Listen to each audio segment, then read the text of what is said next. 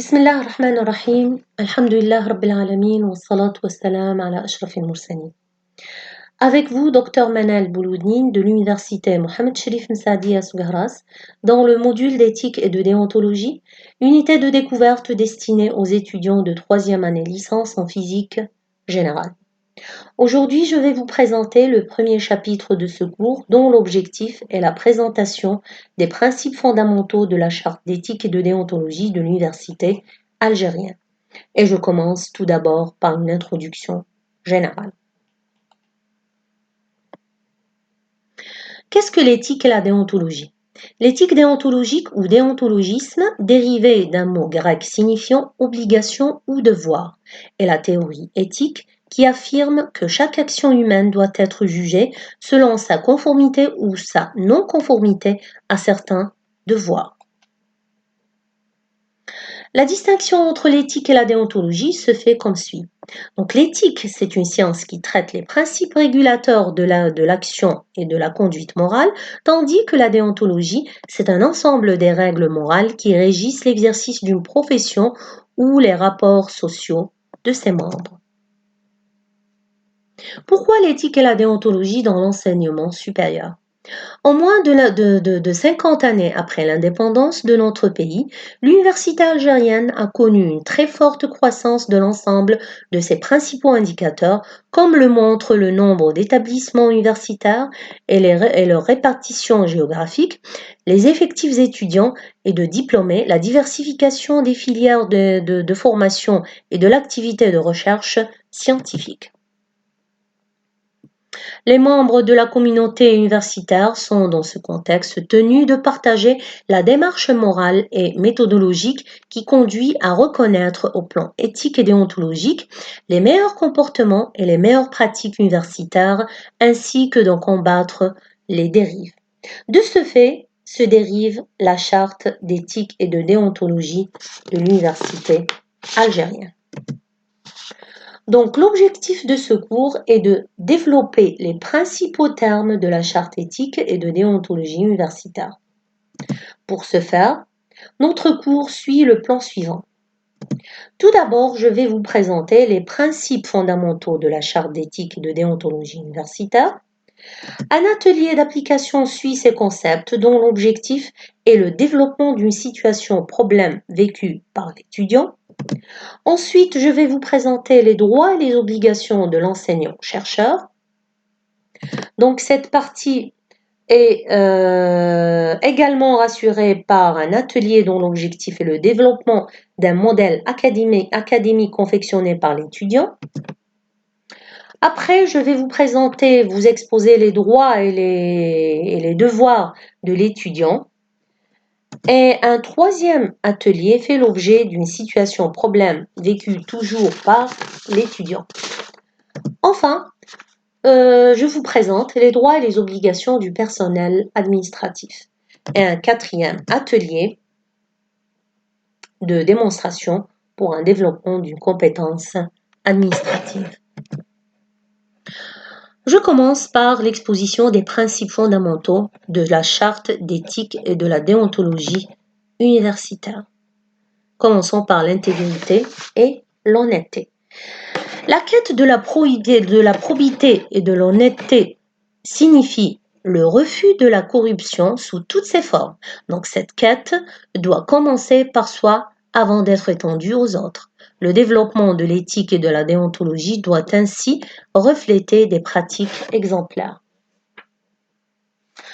Qu'est-ce que ça veut dire l'intégrité et l'honnêteté?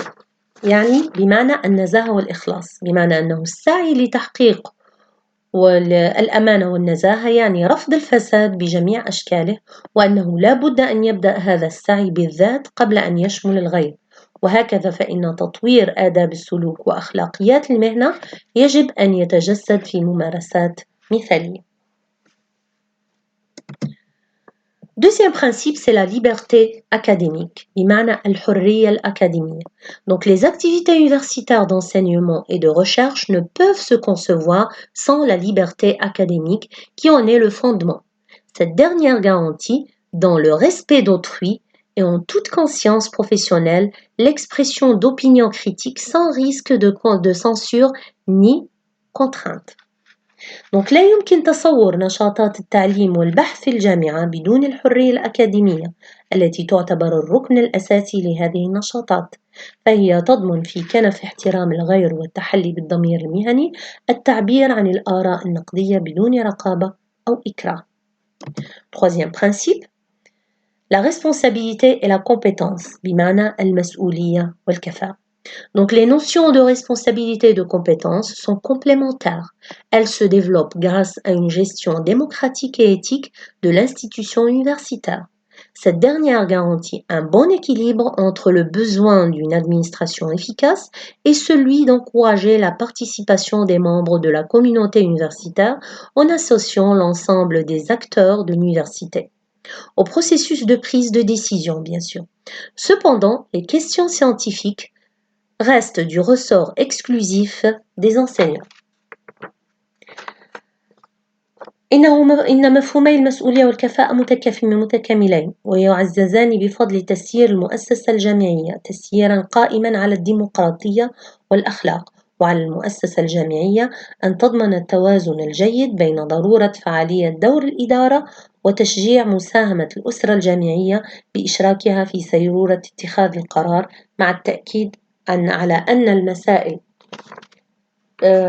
العلمية تبقى من صلاحيات الأساتذة الباحثين دون سواه. Quatrième principe, c'est le respect mutuel. Le respect de l'autre se fonde sur le respect de soi.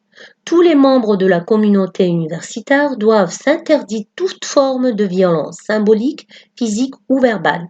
Ils doivent être traités avec respect et équité et s'engager à se comporter de la même façon, quel que soit le niveau hiérarchique des partenaires. الاحترام, donc le respect mutuel, ça veut dire الاحترام المتبادل بحيث يتركز احترام الغير على احترام الذات. لذا يجب على أفراد الأسرة الجامعية الامتناع عن جميع أشكال العنف الرمزي والمادي واللفظي، وينبغي أن يعامل بعضهم بعضا باحترام وإنصاف بصرف النظر عن المستوى الهرمي لكل واحد منهم. Cinquième principe, c'est l'exigence de la vérité scientifique, d'objectivité et d'esprit critique. La quête est la possibilité de l'interrogation des savoirs que l'université transmet et produit ont pour principes fondamentaux la recherche de la vérité scientifique et l'esprit critique. L'exigence de vérité scientifique oblige à la compétence, à l'observation critique des faits, à l'expérimentation, à la confrontation des points de vue, à la pertinence des sources et à la rigueur intellectuelle. La recherche scientifique doit être fondée sur la probité académique. وجوب التقيد بالحقيقة العلمية والموضوعية والفكر النقدي بحيث يتركز السعي للمعرفة ومساءلتها وتبليغها على مبدأين أساسيين يتمثلان في تقصي الحقيقة واعتماد الفكر النقدي. إن وجوب التقيد بالحقيقة العلمية يفترض الكفاءة والملاحظة النقدية للأحداث والتجربة ومقارنة وجهات النظر ووجاهة المصادر والصرامة الفكرية. لذلك يجب أن يقوم البحث العلمي على الأمانة الأكاديمية. Sixième principe, c'est l'équité. Donc l'objectivité et l'impartialité sont les exigences essentielles lors des évaluations, bien sûr, des promotions, des recrutements et des nominations. Donc l'équité, c'est-à-dire الإنصاف بحيث تمثل الموضوعية وعدم التحيز شرطان أساسيان لعملية التقييم والترقية والتوظيف والتعيين. التعيين bien sûr في مجال التعليم العالي. Donc dernier principe, c'est le respect des franchises universitaires, c'est-à-dire toutes les parties prenantes de la communauté universitaire contribuent dans tout leur comportement au rehaussement des libertés universitaires de telle sorte que soit garantie leur spécificité et leur immunité. Donc elles s'interdisent de favoriser ou d'encourager les situations et les pratiques qui peuvent porter atteinte aux principes, aux libertés et aux droits de l'université. Par ailleurs, elles doivent s'abstenir elles doivent s'abstenir de toute activité politique partisane au sein de tous les espaces universitaires. Donc, le respect des franchises universitaires, c'est-à-dire احترام الحرم الجامعي بحيث تساهم جميع فئات الأسرة الجامعية بسلوكاتها في إعلاء شأن الحريات الجامعية حتى تضمن خصوصيتها وحصانتها وتمتنع عن المحاباة وعن تشجيع الممارسات التي قد تمس بمبادئ الجامعة وحرياتها وحقوقها، وعلى الأسرة الجامعية تجنب كل نشاط سياسي متحزب في رحاب الفضاءات الجامعية. Donc, je vous remercie pour votre attention et on va programmer le deuxième cours demain matin à 10h. Donc, salam alaikum.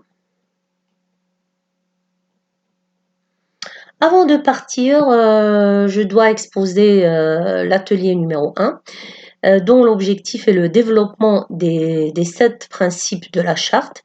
Donc, cet atelier se fonde sur 3 étapes essentielles.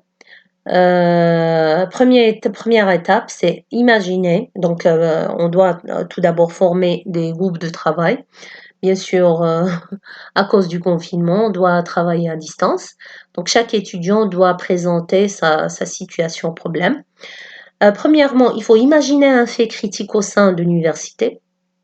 Un fait imaginable ou un fait réel. Et ça sera beaucoup mieux de présenter un fait qui a été vécu par l'étudiant. Deuxièmement, déterminer l'origine du problème. Troisièmement, trouver les solutions possibles pour éviter ce problème. Bien sûr, ces solutions sont inspirées par les principes fondamentaux de l'éthique et la déontologie. Donc, je vous remercie pour votre attention. Et on sera au rendez-vous pour demain matin à 10h. Salam alaikum.